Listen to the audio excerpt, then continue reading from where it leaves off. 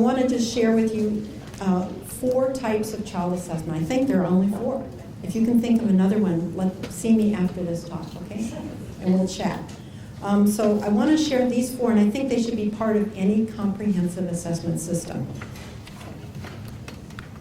See, we're going to go so fast, I'm not even going to look at my notes. Developmental screening is the first type, okay? And this is used to ensure timely, appropriate screening for children birth to 8 throughout their early childhood years. And it is something that is, I think, receiving increasing attention and emphasis right now.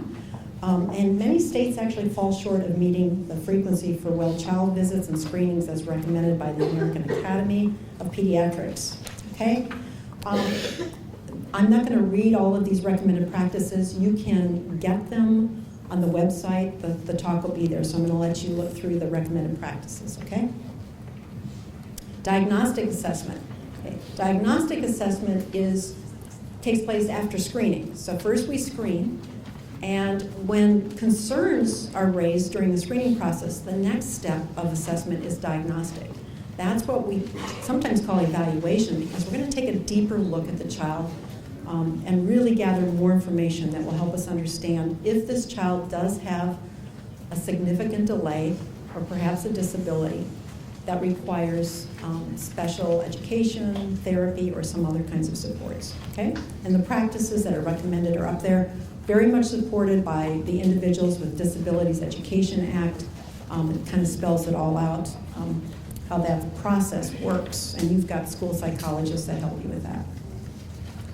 Formative assessment.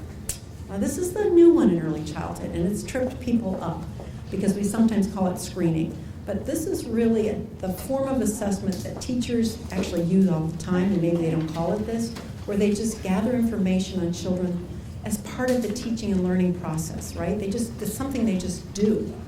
And they use it to make decisions about how children are doing so they can adjust their instructional supports along the way.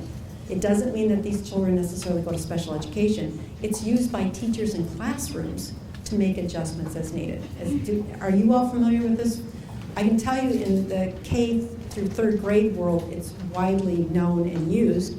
In early childhood, prior to kindergarten, it's less clearly established in terms of the tools that we should use for this and the guidelines. I've spent a lot of my career focused on this form of assessment. Okay, and then we have child outcome assessment. You're all familiar with this, of course. Essentially, if you want to know whether or not a program is effective, policymakers are usually the ones asking this question, or superintendents or principal. Basically, the best way to do that is to look at children's performance on direct assessment measures or structured observations.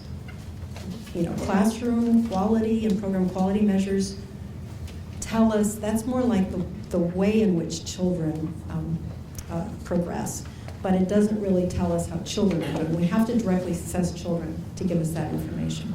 So we assess individual children, and then we aggregate it at the group level, and we use that to basically, as a barometer, to tell us how we're doing.